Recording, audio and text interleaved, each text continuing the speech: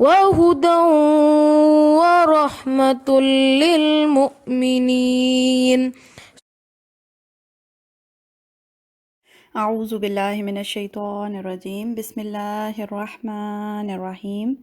آج ہم نے پڑھنی ہے آیت نمبر 236۔ پیچھے ہم نے کافی آیات جو ہیں وہ طلاق سے متعلق پڑھی ہیں، عدت سے متعلق پڑھی ہیں، شادی شدہ زندگی سے متعلق پڑھی ہیں۔ میں یہ سوچ رہی تھی کہ کس قدر واضح اور مکمل طور پہ رہنمائی اللہ تعالیٰ نے قرآن پاک میں ہماری کی ہے، فل گائیڈنس ہے ہماری زندگی کے ہر معاملے سے متعلق۔ لیکن انتہائی افسوس کی بات یہ ہے کہ ان معاملات میں ہم لوگ بہت کنفیوزڈ رہتے ہیں، اور بہت زیادہ اویئرنیس کی ضرورت ہے، کیونکہ جب ہمارے بچے اور بچیوں کی شادیاں ہوتی ہیں تو یہ جو بعد کے معاملات ہیں یہ ان کو پہلے ہی اچھے طریقے کے ساتھ بتانا ضروری ہے۔ جبکہ دیکھا یہ جاتا ہے کہ ہماری سوسائٹی میں جب ہمارے بچے بچیوں کی شادیاں ہوتی ہیں تو والدین ان کو یہ والے معاملات نہیں سمجھاتے۔ لڑکے اور لڑکی کو صرف یہ ہوتا ہے کہ شادی ایک بس وہ فنکشنز ہیں، پومپ اینڈ شو ہوگا اور بس کپڑے بنانے ہیں، یہ سب معاملات نہیں سمجھائے جاتے، جس سے پھر بعد میں بہت ساری پرابلمز ہوتی ہیں۔ تو بہت ضروری ہے ہم لوگوں کو کہ ہم اپنی نسلوں کو، ہم اپنے آنے والے بچے اور بچیوں کو جن کی شادیاں ہونی ہیں ان کو شادیوں سے پہلے ان سب معاملات کو اچھے طریقے کے ساتھ اویئرنیس دے دیں۔ تو اس آیت کے اندر مہر سے متعلق بات ہوگی۔ میں آیت پڑھتی ہوں تو پھر ساتھ ساتھ ہم اس کو سمجھیں گے۔ لا جناح علیکم، نہیں کوئی گناہ تم پر، ان طلقتم النساء، کہ طلاق دے دو تم اپنی عورتوں کو، ما لم تمسوہن، جب کہ تم نے ابھی ان کو ہاتھ نہیں لگایا۔ یہاں یہ بات ہو رہی ہے کہ صرف نکاح ہوا ہے اور طلاق ہو گئی ہے، نہ رخصتی ہوئی تھی نہ ہی کوئی مہر مقرر ہوا، جیسے آگے بتایا گیا او تفریدو لہن فریدہ، اور نہ ہی کوئی مہر ابھی مقرر ہوا تھا۔ تو زندگی میں ایسی بھی کوئی سچویشن ہو سکتی ہے کہ طلاق دینی پڑ جائے اور ابھی نہ تو شوہر اور بیوی میں کوئی تعلق قائم ہوا، نہ رخصتی ہوئی ہے، نہ ہی کوئی مہر ابھی مقرر ہوا ہے، صرف طلاق ہو گئی صرف نکاح کے بعد۔ تو ایسی سچویشن میں اللہ تعالیٰ کہہ رہے ہیں تم پر کوئی گناہ نہیں، ایسا کر سکتے ہو۔ تو مہر کو یہاں پر فریضہ کہا گیا ہے، یہ فرض ہے۔ انشاءاللہ آگے چل کے مہر سے متعلق بہت ڈیٹیل کے ساتھ پڑھیں گے، کیونکہ اس معاملے میں بھی خواتین جو ہیں وہ کنفیوز رہتی ہیں۔ یہ جو مہر ہے یہ ایک عورت کا حق ہوتا ہے، اور شادی کے موقع پر، نکاح کے موقع پر خاتون خود سے یہ اپنے شوہر سے ڈیمانڈ کر سکتی ہے۔ یہ اس کو فرض کہا گیا ہے، اور یہ کوئی فکس رقم نہیں ہوتی، یہ ہر عورت اپنے شوہر کی حیثیت اور وسعت کے مطابق اس سے ڈیمانڈ کر سکتی ہے۔ اس کو شادی کا گفٹ بھی آپ کہہ سکتے ہیں، اور یہ تعلق قائم ہونے سے پہلے ادا کر دینا چاہیے۔ بعض دفعہ دیکھا جاتا ہے کہ خواتین کو اس کے بارے میں زیادہ علم نہیں ہوتا ہے، اور یہ ہر چیز کلیئر ہونی چاہیے نکاح کے موقع پر کہ کتنا مہر ہے اور کب ادا کرنا ہے۔ بعد میں بھی ادا کر سکتے ہیں، باہم رضامندی ہو، اگر شوہر اور بیوی کی اگر باہم رضامندی ہے تو شوہر بعد میں بھی ادا کر سکتا ہے، لیکن احسن اور بہتر طریقہ کیا ہے کہ تعلق قائم ہونے سے پہلے یہ رقم بیوی کو ادا کر دی جائے۔ انشاءاللہ اس کو آگے چل کے بہت ڈیٹیل سے بھی پڑھیں گے۔ تو آگے اللہ تعالیٰ کہہ رہے ہیں وَمَتِّعُوهُنَّ، اور فائدہ پہنچاؤ ان کو، یعنی جب تم طلاق دے رہے ہو ان کو تو ان کو، عورتوں کو فائدہ پہنچاؤ۔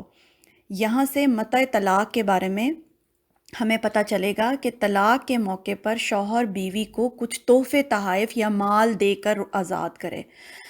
تو کتنا مال دے کر آزاد کرے؟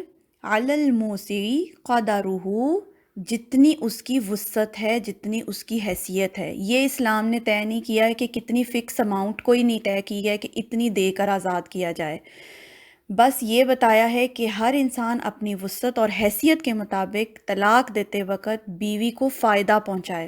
دیکھیں یہ اسلامک آداب کتنے خوبصورت ہیں، ہمارے دین کے یہ آداب، کہ جیسے طلاق ہو رہی ہے، سیپریشن ہو رہی ہے، جدائی ہو رہی ہے، تو بھی آزاد کرتے وقت عورت کو کچھ دے کر رخصت کرو. جیسے ہم نے پہلے بھی ایک آیت میں پڑھا نا کہ جب مرد طلاق دیتا ہے عورت کو تو جتنا بھی تحفے تحائف زندگی میں مال اس نے عورت کو دیا تھا وہ کچھ بھی واپس نہیں لے گا، وہ سب بیوی اپنے ساتھ لے کر جائے گی. تو یہاں پر ابھی کچھ دیا بھی نہیں اور ابھی کوئی مرد نے فائدہ اٹھایا بھی نہیں عورت سے، تو بھی اس کو آزاد کرتے وقت جو ہے اس کو کمپنسیٹ کرو، کیونکہ یہ ایک عورت کے لیے ایک شوق کی بات ہوتی ہے نا کہ اس کو شوق لگتا ہے جیسے وہ کسی کے نام کے ساتھ وہ منسوب ہو رہی ہے، ہو چکی ہے، اور اب اس کے نام کے ساتھ کسی اور کا نام جڑ چکا ہے، تو اب وہ علیحدگی ہو رہی ہے، الگ ہو رہی ہے، آزاد ہو رہی ہے، تو اس کو کمپنسیٹ کرو، اس کو آزاد کرتے وقت فائدہ پہنچاؤ. اور فائدہ کتنا پہنچاؤ؟ اپنی حیثیت کے مطابق. وَعَلَى الْمُقْتِرِ، اور اوپر مفلس کے یا تنگ دست کے یا ایسا انسان جو غریب ہے، قَدَرُهُ، وہ بھی فائدہ پہنچائے اپنی حیثیت کے مطابق.